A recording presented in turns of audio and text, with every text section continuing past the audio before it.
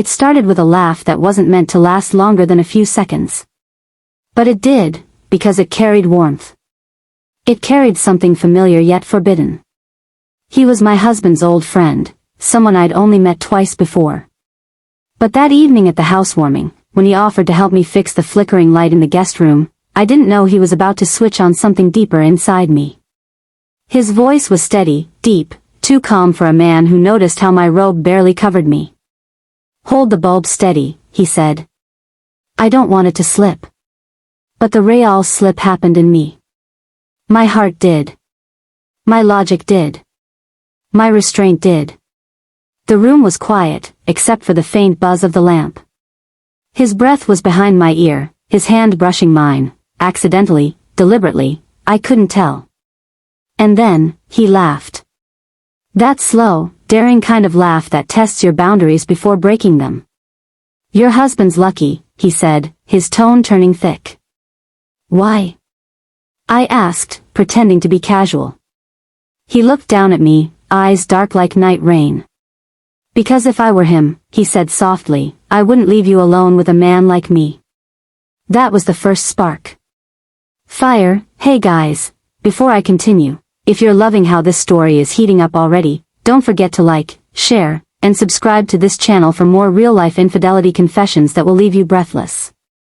Now, back to where it all began. It wasn't the first time I'd been complimented by another man, but it was the first time one made me question what was missing in my marriage. My husband, Chris, had been distant, buried in work, buried in silence. We shared a home, but not warmth. A bed, but not touch. So when Ryan, that was his name, started texting me after the party, I didn't stop him. I told myself it was innocent, he was just friendly, checking in. But deep down, I knew what I was feeding. And one rainy Thursday, while my husband was on a business trip, Ryan dropped by with an umbrella and a grin that said I shouldn't be here, but I am. I remember the way the rain hit the window while he stood there, jacket soaked, his shirt clinging to his chest. "I thought you'd need company," he said. I should have said no.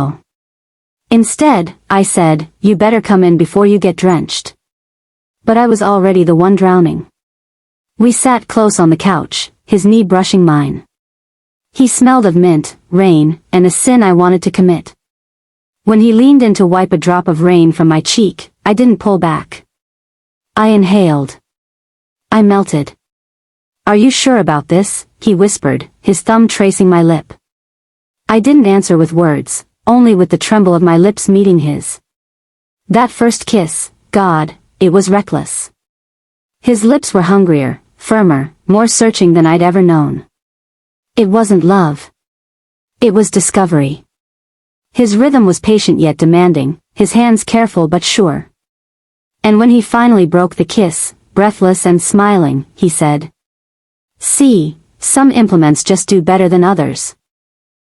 The morning after that first encounter, I woke up questioning everything, my vows, my morals, even the scent that lingered on my skin. It wasn't my husband's. It was his. And heaven help me. I wanted more.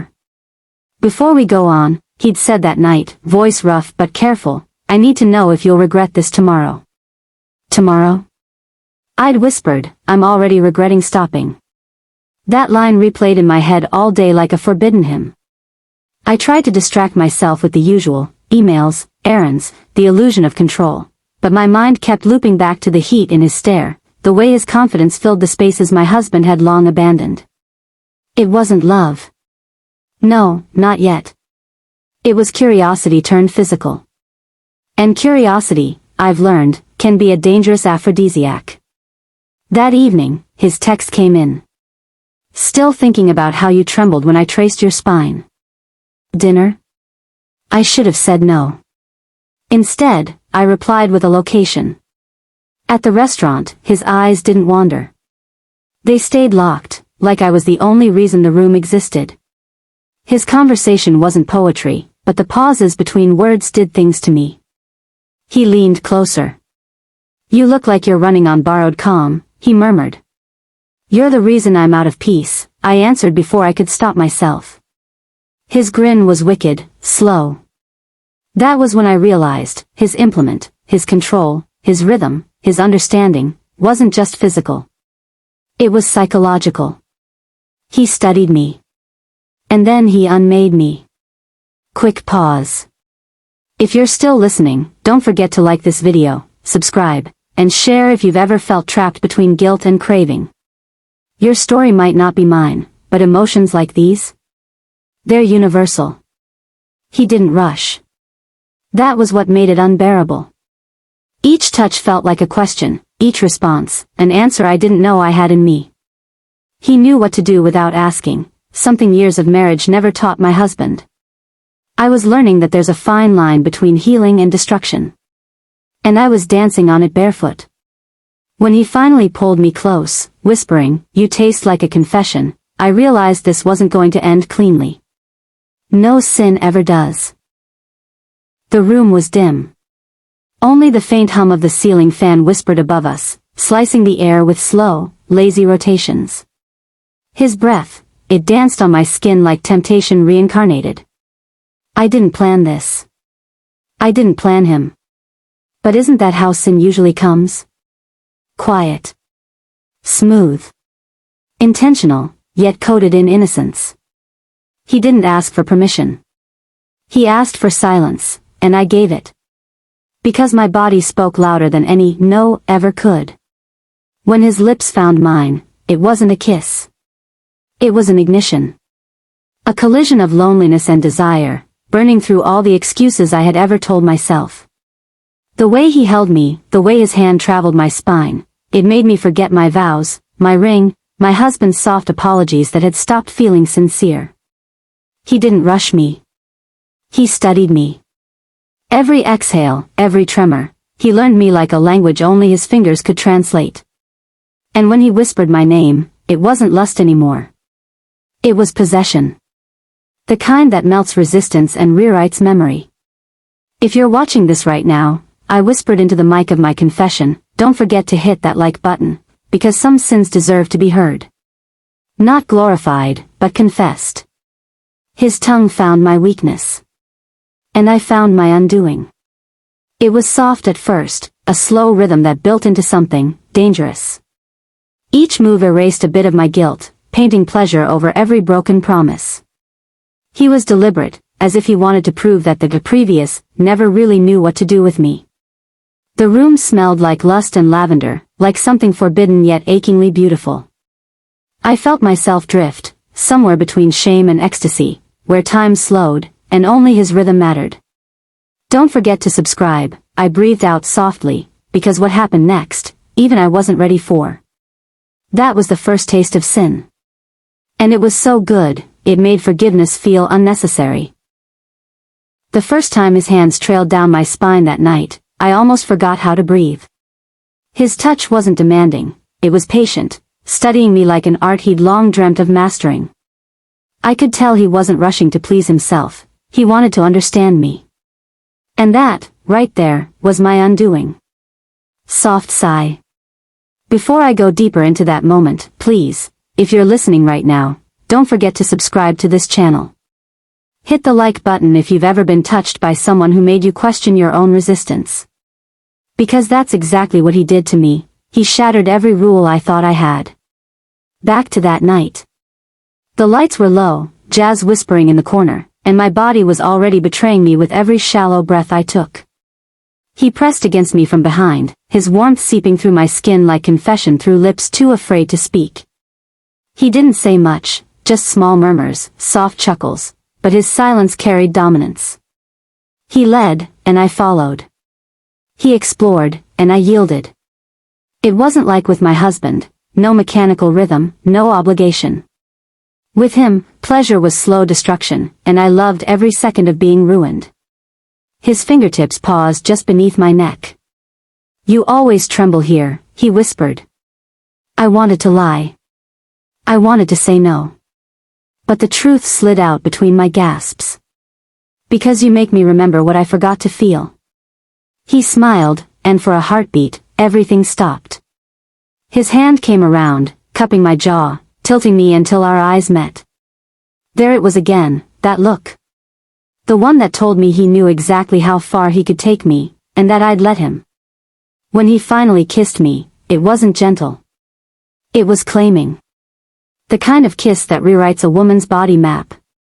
His lips devoured my resistance, his hands roamed like explorers charting new territories across familiar skin. I became a melody, and he played every note in rhythm. At one point, I wanted to speak, to say stop or slow down, but what came out instead was a whisper. "Do you know what you're doing to me?" He didn't answer, he just smiled and said, "Let me show you." And he did. Every move, every sound, every lingering breath, he showed me that pleasure could be an education. That sometimes, the best lessons are learned between heartbeat and silence. Brief pause, low voice. If you're still watching, I need you to do one thing for me: subscribe, share, and like this story if you've ever felt torn between right and irresistible. Because what I did next sealed everything. That was the night I realized his implement wasn't just physical, it was emotional, dangerous, magnetic. He made me feel alive, even as I knew I was dancing on the edge of something that could burn everything I had. And maybe, that's what I wanted all along. I remember the night he left. Not in anger, not in haste, just silence. That same silence that once existed before he came into my life, before his touch began rewriting what I thought I knew about passion. It's strange how a single person can enter your world like a storm, scatter your beliefs, and still leave you craving the wreckage when they're gone. He didn't promise forever. He promised a feeling. And God, he delivered it. "Do you ever regret it?" he once asked me, tracing his fingers along my bare shoulder, as if trying to memorize me one last time. I smiled faintly. Regret is for those who never felt what they risked it all for. That was our goodbye, soft, haunting, and final. When he left, I thought the ache would fade. It didn't. Instead, it evolved. It became something quieter, deeper, an understanding that sometimes the wrong people teach you the right feelings. Because before him, I didn't know what real connection felt like. Not the kind built on vows, but the kind born from need. His presence turned my body into something awake, and my emotions, alive. I became aware of what I was missing long before I betrayed anyone else. His lips were my undoing, but also my awakening. Now, when I look at my husband across the table, I see the life I built. And the part of me that never truly returned home. But that's okay. Because what he gave me, what we had, wasn't meant to last. It was meant to show me that my emptiness had a sound, a heartbeat, a voice that whispered, "You are still capable of being wanted." That knowledge alone changed me. So yes, I betrayed. I lied. I lost. But I also learned. And somewhere in between those stolen nights and unspoken apologies, I found a woman I thought had died long ago. If you've ever felt trapped between your lies and someone's lips. If you've ever risked everything just to feel something again. Don't judge yourself. Just breathe. And if you've stayed with me through this confession, please, like, share, and subscribe. Because every story like mine isn't just about betrayal. It's about being human. Broken Heart Sparkle's description: a woman's secret affair takes her to the edge of desire and regret, as she learns that betrayal doesn't always destroy, it sometimes awakens. Hashtag true infidelity, hashtag emotional affair, hashtag betrayal story, hashtag love and lies, hashtag American romance, hashtag forbidden desire, hashtag heartache and healing, hashtag romantic confession, hashtag storytime USA, hashtag mature story 2025.